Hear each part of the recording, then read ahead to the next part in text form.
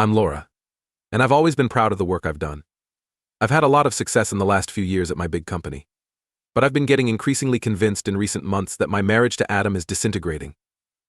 The first few years of our 5-year marriage were intensely passionate and full of love. However, something in our relationship shifted throughout the last 6 months. The lack of closeness was one of the causes. We nearly stopped seeing each other, and I became concerned. I even started to worry that Adam could be seeing someone else, but my suspicions were unfounded no matter how hard I looked for evidence. There was an imaginary wall between us, but he was still as caring as ever. Then Brad entered our life. Adam's nephew is Brad.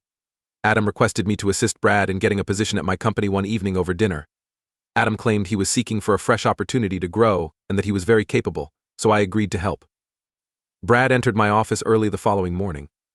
He had changed so much since I had last seen him, it startled me. He was a charming, ambitious, self-assured young guy now, yet there was something about the circumstance that really disturbed me. I had worked hard for years, but I hadn't received a promotion in a long time. Maybe it was because I always told my boss the truth, even though I knew he didn't like it. I was never one to sugarcoat things, I told it like it was. Then, when Brad, who, after just 1 month on the job, was unexpectedly elevated to my level, it was startling. It was astounding to me how swiftly he had been promoted. It seemed unfair in some way, and I started to feel bad about it. Had my years of devotion been for naught in comparison to his month? Or was it more about your ability to fit in with the boss than your true skill? My friendship with Adam became icier with time. Our rare evenings together were spent talking about work or home issues, and our chats grew stale. It felt like a snowball effect as we found ourselves having less and less time for one another. I made an effort to understand why we were apart, but our conversations always felt forced and meaningless. I sensed the distance between us widening. But I had no idea how to close it. Brad, who had recently started working for my company, started focusing on me more and more in the meantime. He was affable and his confidence was enticing, even though I stayed away. Still, I made an effort to act professionally. However, at this rate, I'll be your boss soon, he joked, Laura, and you can bid your career farewell if you don't comply with my requests. Even though these jokes were harmless, I had the impression that he was hinting at something illegal. I tried not to take his remarks too seriously as I responded with a shaky laugh. Working on a significant project jointly was our boss's assignment, which required a lot of overtime. The two of us used to stay late at work all the time. Brad appeared carefree and lighthearted, but I couldn't get rid of my uneasy feeling. As time went on, his actions got increasingly ostentatious. He gave me a look as though he was aware of something I wasn't. Though I relished the attention, I restrained myself from giving in to temptation. We worked late hours together, and each time I felt really guilty. On the one hand, I was aware of my need for the attention I did not receive from Adam. But I was aware that I was taking a risk. It was a very tense evening. Brad and I were working late at the office on another assignment once more. I just wanted to get everything done and go home since I was so tired. Brad seemed at ease as usual, which annoyed me a little. These lengthy evenings spent together alone appeared to please him. There was something really wrong about the way he was looking at me, even though he made an effort to maintain decorum. I was, as usual, wearing one of my favorite skirts that evening. I've always liked going to work in gorgeous, somewhat short skirts. My physique was highlighted by them, and I felt good about myself. But ever since Brad and I started working together, I'd noticed that he looked at me for longer than was really necessary. Brad abruptly rounded me from behind, and I felt his weight on me as I knelt to pick up some papers from the table. My heart pounded, and I hesitated for a second, not knowing how to respond. It was audacious and unanticipated. I pivoted swiftly and gave him a slap. Brad recoiled in surprise at my response. I said, brimming with rage, "You've lost your mind." Yet on the inside, I felt completely different.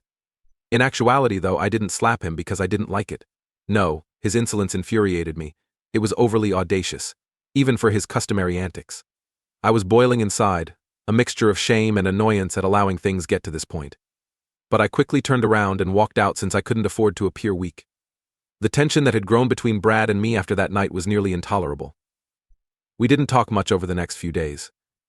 I felt an inner knot tighten every time I saw him in the office. Our professional relationship was in jeopardy because of what had happened, which I was unable to overcome, and I felt guilty and ashamed. Above everything, though, I felt bad for Adam. We had hardly been intimate for the previous 6 months.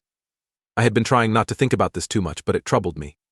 But that Brad event got me thinking about what my marriage really lacked. I made an effort to keep my thoughts on work and family, but they were constantly drawn to Brad. His presence in the office transcended interactions related to his job.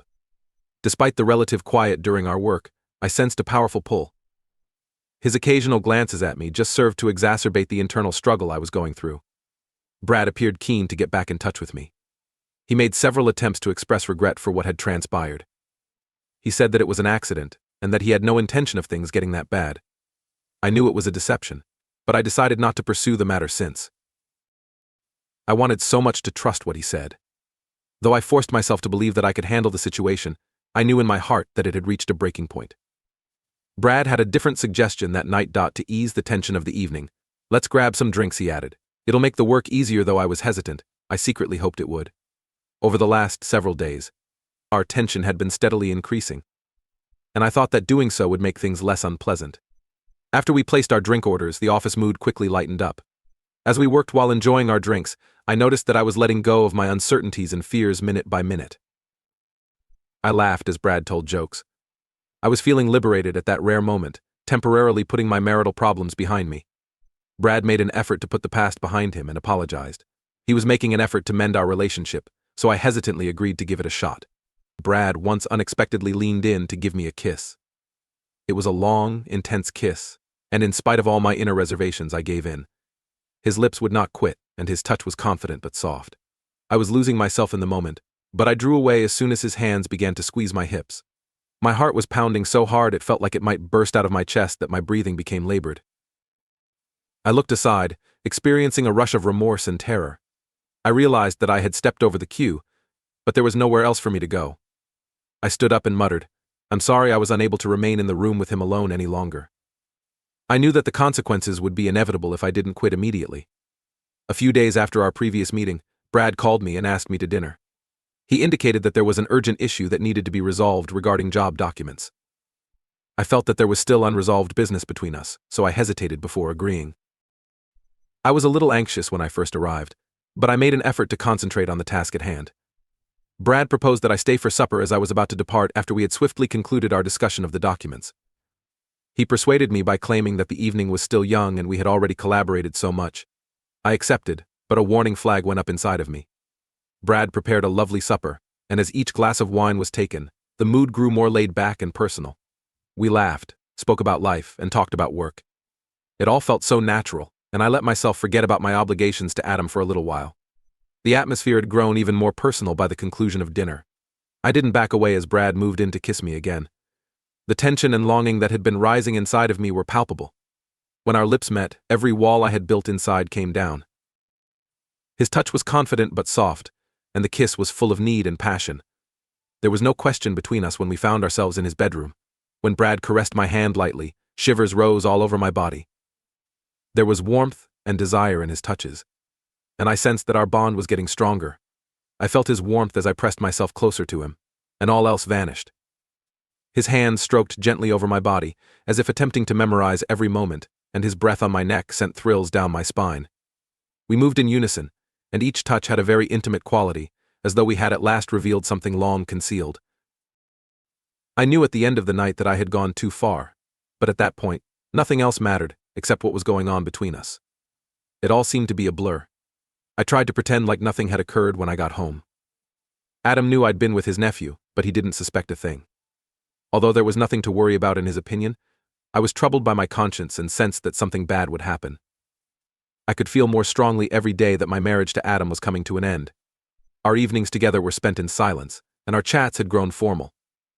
It had been a while since he had expressed any interest in my sentiments or ideas, and despite my best efforts to pretend otherwise, an increasing emptiness was beginning to seep into my being. It got tougher to hold everything inside after what had happened to Brad. When Adam got home from work one evening, I knew that this could not continue. Seeing my discomfort, he struck up a conversation of his own. Though he spoke calmly, his eyes betrayed alarm. Glancing at me, he said, "Laura, you've changed, and I can't help but notice that. You seem to not truly be here. Has anything occurred?"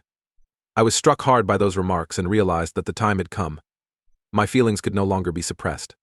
"I'm not sure how to put it, but Adam, it feels like we're not in this together anymore." I got started, looking for the appropriate words. "I'm really lonely. We no longer feel close to each other. And it seems like you are fading too." He appeared as though he had just heard this for the first time. "Feeling lonely?" There was surprise in his voice. That's not how I ever intended you to feel. Possibly because I've been so preoccupied with work in our lives I overlooked something significant. Perhaps all we need to do is travel somewhere together like we used to revitalize our relationship. Even though he talked with hope in his eyes, I was still full of skepticism. I no longer knew if such gestures might make a difference. Our issues extended beyond not going on trips together. Already, something had changed inside of me, and I wasn't sure whether it could be undone. I lowered my gaze and responded quietly. I'm not sure that will help. It seems like it goes beyond that. We both stopped talking. We were both too scared to speak it aloud. But there was a tight mood in the room, and I sensed something significant hanging in the air. My chat with Adam had left me feeling exhausted. Our issues were more serious than I had thought, and the likelihood of our marriage disintegrating grew closer every day. I couldn't carry on with my internal conflict and state of uncertainty.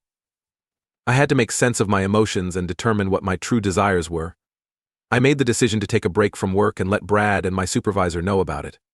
Brad looked anxious when I informed him I was heading out for a few days. I knew he was worried, but I needed some distance and time. I assured him in a text message that I will clarify everything when I returned. I went to stay with Sarah, who is my closest friend. We had not seen one another for a while, and I thought that being away from my familiar surroundings might give me a fresh perspective.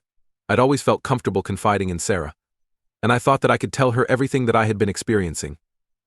I realized that I couldn't resist my attraction to Brad throughout those brief days spent with her. Nothing that had transpired between us in the previous few months was coincidental. It went beyond simple physical attraction. I realized there was no use in fighting these emotions any longer.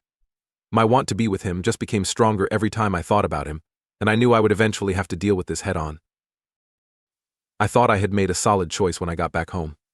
I had to stop lying to myself and acting like everything was all right. It was time to face my relationship with Brad and decide what to do next. I had no idea what was ahead, but one thing was certain. I was unable to control my feelings anymore. Knowing that my life would never be the same again, I had to choose how to approach things with Adam at this point. I ultimately came to a decision after thinking about it for days.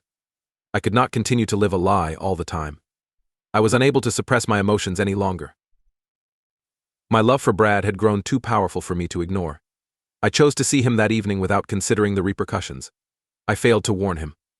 I just threw on a light jacket and headed over to his place.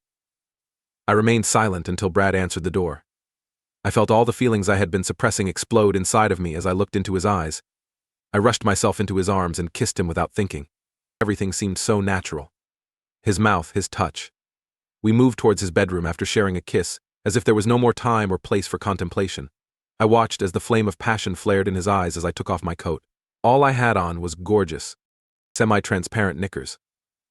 And there were no more obstacles between us at that very time. We felt a wild, passionate connection between our bodies that was filled with all the feelings we had been holding inside for so long. The months of tension that had grown between us permeated every moment. It went beyond just physical closeness. It was the letting go of every internal conflict and uncertainty. When I got home late that night, I assumed Adam was still at work. However, everything went awry as soon as I walked in. Adam was seated in the living room when he saw me and his eyes landed on me. There I was, wearing only my coat and pants. Although his expression was silent at first, it was clear what he was thinking. He understood in that moment. Where were you? His voice was calm, but it carried a great deal of rage. I tried to think of anything to explain. But all the words disappeared at that moment. There was a fight between us. Adam became furious as soon as he learned that I had slept with someone else. Did you cheat on me? Laura? His query had the feel of a judgment. I was unable to convince myself that it was Brad. I was aware that it would ruin their family. I chose to remain mute, yet my stillness spoke louder than any words could. Ultimately, we both came to the realization that our marriage had lost its meaning. We decided to go our separate ways. However, Adam turned to face me angrily before I could go, saying, "Since you've accepted it, I might as well tell you. I admitted to you a few months ago that I cheated on you too, to his surprise, even though his words were intended to cause me grief." I felt neither disappointment nor pain. I looked at him calmly and said, "I knew I had suspicions at the time, but there was nothing to back them up. Strangely enough, I don't feel hurt anymore. Maybe it's because my feelings for you have long since faded. Unlike you, I have nothing left to lose." Adam said nothing, realizing that his attempt to harm me had failed. It seemed to me that this was our final farewell. Now that everything had been stated, I knew I had made the right choice and could leave. After Adam and I split up after all of the discoveries, I was left on my own. The house, which had been filled with gifts and comforting noises only moments earlier, appeared chilly and deserted. Every step I took served as a reminder of what was lost and will never be again. My heart was sad, even though I knew this was going to end. My marriage to Adam had been ruined long before now. Sitting in the silence, I considered how much had changed. Not just my marriage, but my entire life as I knew it had been destroyed by my choice. Now I have to start all over again. I considered this to be a wonderful thing, despite the fact that I felt empty within. I hadn't felt happy with Adam in a long time. Maybe there was no other way to find some peace within. But the question of forgiveness remained unsolved. Could I do anything to make up for everything that I had done? I was apprehensive. My deception, the lies, and all the suppressed feelings were bothering me, and I knew it would take some time to deal with them. Sometimes I felt like I would never be able to move past my guilt. Brad and I continued in touch, but there was no guarantee there either. We kept seeing one other, and every now and again I felt that our relationship would become more serious. But I recognized that I wasn't certain. Our conversations seemed more like a means of escaping reality than a true friendship. Maybe it was more, maybe it was just an illusion that would fade away soon. Time would tell. At this time, I recognized that I had to start anew and prioritize my own needs. My bond with Brad could not be the only foundation for my future. Things had gotten really bad in my life, and I had to make some decisions about what was ahead.